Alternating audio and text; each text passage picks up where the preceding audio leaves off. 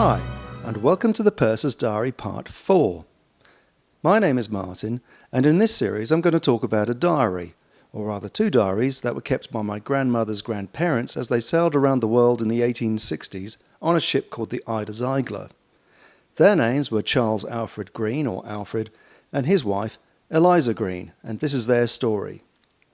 At the end of Part 3, Alfred had been caring for a dying passenger in the Indian Ocean and had just buried him at sea. On the 4th of October, the Ida passed Cape Lewin at the southwest corner of Australia and entered the Australian Bight. A gale blew up on the 8th and 9th of October and blew up again a few days later. October 12th, 1866. Fine gale blowing, running dead before it. Such a fine spree this morning, about 11 o'clock. Had a tremendous heavy sea come on board and filled the saloon and every cabin full of water, and about 20 of us bailing it up with buckets. Rare fun to see the ladies jumping on the table to get out of the wet.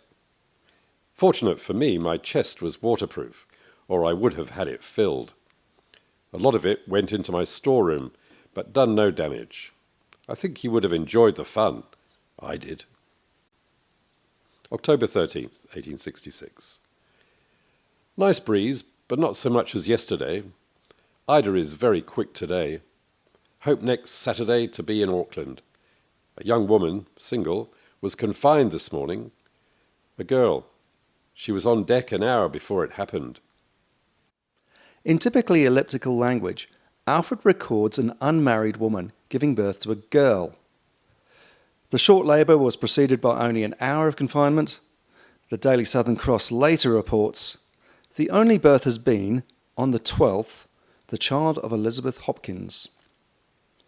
The profound extremities of life continued amongst the mundane rhythm of the ship. Alfred writes, October 15th, 1866. Very light breeze, hope it may freshen before morning. A schooner passed us this morning at daybreak. Yesterday morning, a little boy about 4 years died. Had been ailing some few days and was buried at sundown. All hands very busy today, painting the ship. The Daily Southern Cross later reports, on the 14th of October, a youth named William B. Davis died of pneumonia. It was customary to repaint the ship when approaching its destination. She needed to look good when she arrived. On the 17th of October, the Ida passed the Three Kings, or Manawatu Islands, to the north of New Zealand. Alfred notes the cook's continued promotion of temperance. The black cook held his second tea meeting this afternoon, but it did not pass off very satisfactory. Almost within sight of Auckland, the winds abandoned them. From the 19th of October, the winds dropped away or blew against the Ida. She finally dropped anchor in Auckland Harbour on the 23rd of October after a run of 87 days.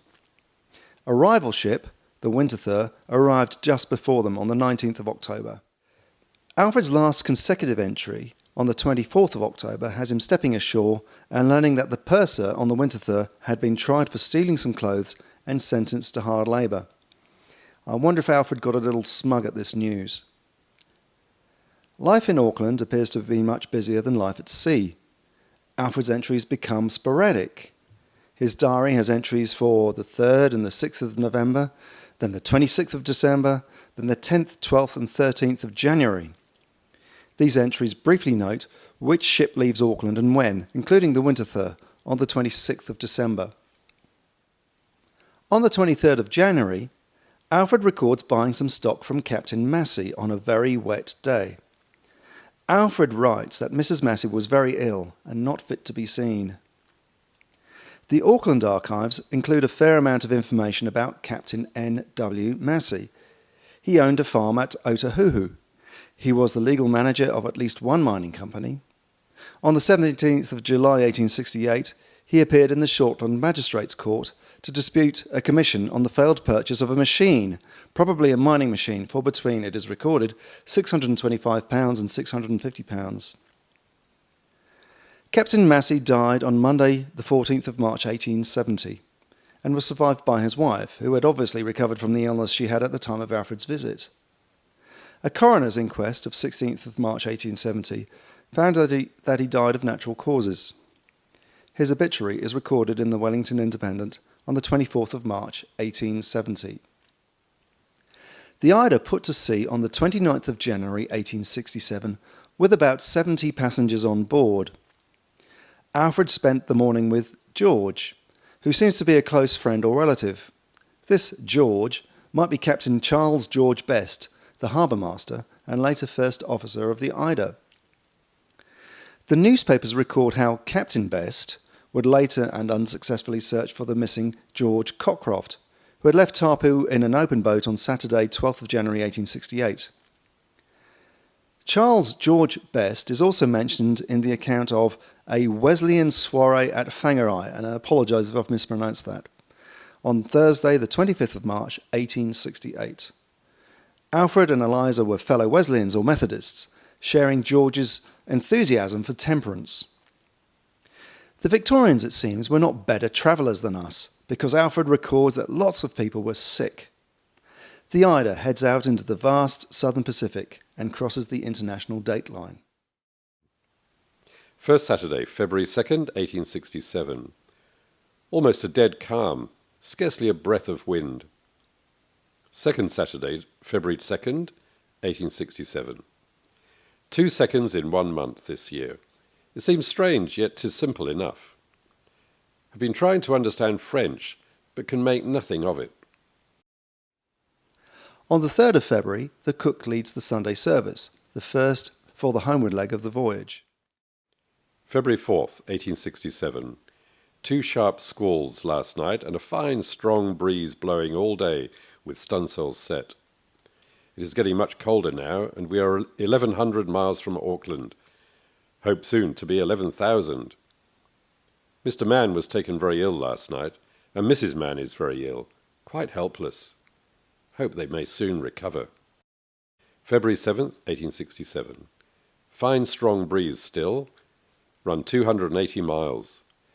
This breeze will soon take us amongst the ice. It is now very cold as the winter at home. Every day now we are getting nearer home, such word that. Mr. Mann still unable to attend duty. Mr. Mann was the first officer and was listed with others of the ship's company in the certificate that was drawn up by the passengers in April 1867. The fact that Mr. Mann and Alfred in the next voyage travelled with his wife indicates that it was not unusual for the officers to take their families with them on these voyages. When I was a child, I travelled with my mother to visit my father's ship in Felixstowe and Hamburg when he was a Merchant Navy sea captain. In his reminiscences of the 1867 outbound voyage, Charles Alexander Mitchie credits Mr. Mann's intervention for avoiding a disaster between the captain and the crew. February 8th, 1867. Sorry to say wind has left us almost at a standstill. Great excitement this afternoon. Passengers catching albatrosses they managed to get on board. Victorian albatrosses had none of the environmental protections that they have today. On the 11th of February, Alfred complains about the light winds and worries that he will run out of stock. February 12th, 1867. 2 sheep died with cattle disease or some other disease. Alfred seems as inept at diagnosing the diseases of sheep as he is at navigation. February 16th, 1867. Stiff breeze blowing and very cold. February 17th, 1867. Fine breeze still blowing with every stitch of canvas she can have. Run 307 miles since yesterday. Fine day's work.